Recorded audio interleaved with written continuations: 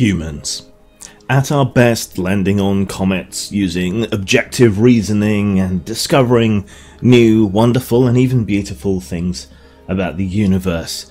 At our worst, engaging in poo-flinging show trials transmitted live around the world using the networks that same intelligence and objectivity wrought.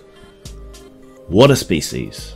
The Kavanaugh hearings. What a fucking shit show, and an inescapable shit show at that. It's everywhere. It's all anyone's talking about. You can't even make a separate observation relating to it without someone coming in and being partisan political when you're trying to make a comment about something else. It's majestically pathetic, if that can even be a thing. It's like watching an elephant trip over a rock and bash its trunk in. It's just absurd. Nobody is interested in what's true as it relates to this, and the hypocrisy on both sides is just overwhelming. In America, it's mostly partisan along party lines.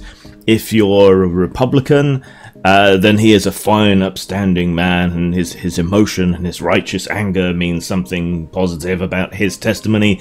If you're a Democrat, then Ford blubbing away in front of everyone is somehow convincing as well.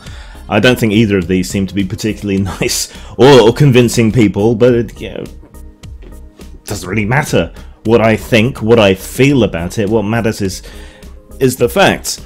Outside of the US, it seems to be partisanly drawn roughly along gender, or at least gender ideology lines. If you're a feminist, you believe her. If you're not a feminist, you apparently believe him. Or, any attempt to be even remotely objective or procedural about all this is taken as being some kind of rabid incel, one missed wank away from gunning down a choir of schoolgirls or something. It's just absurd.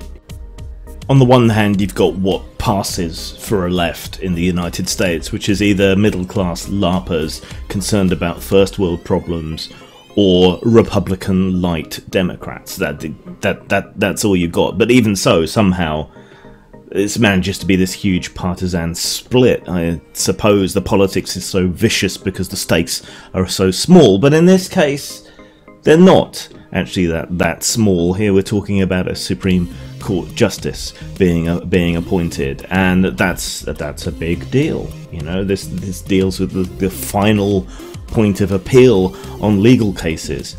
It's not even supposed to be a partisan position. A judge should never be a partisan position. Their job is to be an impartial judge and to interpret the law.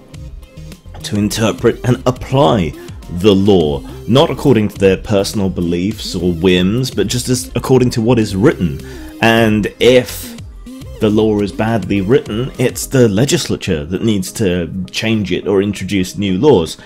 So there shouldn't be a wrangle. What both parties should be doing is seeking someone impartial to appoint to the position, who is not going to get embroiled in politics, but is just going to interpret the law as written and perhaps advise that maybe it's a bad law and you need to have another look at it. But no, it is politically partisan. I mean, you can understand why the Democrats are so hell-bent on derailing whatever appointee Trump might want to put in.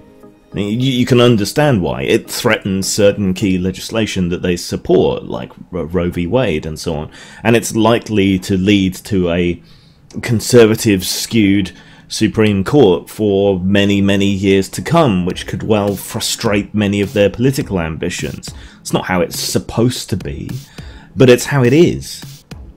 But even so, I mean, there's better reasons, better ways to go after this guy than 30-year-old unconfirmable accusations. And of course other accusations have come forward, and some of them have become progressively ridiculous, others have been withdrawn. Some of them border on conspiracy theories about mysterious rape gangs and so on, which brings to mind the satanic panic of old, It's just... Your concern should be that this guy is partisan, is not in any way neutral. And both sides should really be concerned that he is in favour of more executive power, has backed up some of the more dangerous and concerning things that Trump has said about wielding power from the executive. And the thing is that the Republicans were all howling about that during Obama's term, when more and more executive power was being taken by the president. Now they seem perfectly willing to appoint a Supreme Court justice who would go along with even more executive power and security for the office of the president. Hypocrisy? Much. And the Democrats are all listen and believe, we must believe the victim, we must believe women. No, believe evidence. Alright, a vagina isn't like a magical thing that prevents people from lying. And a penis isn't a magical thing that makes every word that trips from your mouth somehow into a lie. Due process is there for a reason. You know, plenty of Democratic politicians have been accused of things, and you haven't immediately ousted them from their positions, forced them to resign, held new elections for their positions, or drummed them out of the party. Bill Clinton, for example. But then equally, on the other side, Republicans, you can't defend Kavanaugh on the basis that nothing's been proven in court or whatever, if you're willing to entertain these accusations and so on against Clinton. And in some cases, if you're willing to entertain wild, mad, insane conspiracy theories like Pizzagate and so on, which some of you do. Both sides are just absolutely chock full of hypocrites, and this demonstrates why striving for objectivity is so fucking important. Meh, meh, meh, believe the victim. Meh, meh, meh, meh, meh, it's a job interview, not a trial. Bullshit. It's a public show trial in the court of public opinion. That's what it is, there's no getting around it, and furthermore, it's a job interview for the most important legalistic position, so it would make sense to follow the same kind of standards of evidence and so on, to whether you confirm him or not. That's just the way it is. People who have been felons shouldn't be barred from employment, and in various countries there's legal protections against that. So if he did have a criminal record, he shouldn't be barred from taking a position, typically, though you can argue that in the judicial area, maybe, but he doesn't have a conviction. This has not been proven, it's hearsay, it's rumour, it's God knows how many years ago. Short of a confession, there's really no way to pin anything on him. So this whole thing is just a carnival barker's sideshow. Meh meh meh, boys will be boys, meh meh meh, even if he did, meh meh meh. You're not helping matters by doing that at all. Why would you think you would be? It's not an excuse. Men aren't as evil as they're being painted, but when you make excuses like that, it's only lending credibility to the whiny maggots version of the world, where they see patriarchy everywhere and everything is oppressive to women and men get away with everything. You're just kind of proving their point when you act like dicks like that. Are there victims of sexual assault? Sure. Are there people that haven't come forward, don't report for one reason or another? Sure. There's lots of reasons, everyone's case is individual, but a lot of people seem to be taking their personal experience, their personal anecdotal experience, and projecting it onto society as a whole, or projecting it onto this. I was abused, therefore all men are horrible, therefore this guy's guilty. Never mind that there's no evidence or anything to suggest that he is. That's not healthy. Then other people are perhaps rightly concerned about the kind of social show trials that go on, the Me Too thing. What about Asia Argento? No, don't mention her. No, don't look at me. Double standards are everywhere, and if it wasn't for double standards, some people would have no standards at all. But one thing that really stood out from all of this, to me, was the difference in reaction to displays of emotion depending on gender. When a woman gets upset, weeping, crying, angry or something, most people's reaction is concern. They want to put a stop to whatever it is that is upsetting this poor woman.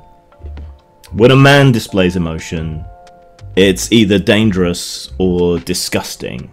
It's either weak as a display of weakness, or it's an indicator that they're a terrible person. And it's interesting to watch that pan out. And for all that people say, oh no, I respect men who show emotion, I want men to show emotion, men should open up about their feelings more. When you do, unless you have some kind of pre-existing connection with someone, a friendship, a familial bond, a lover, something like that, unless that exists, male displays of emotion do tend to be met with either disgust or fear.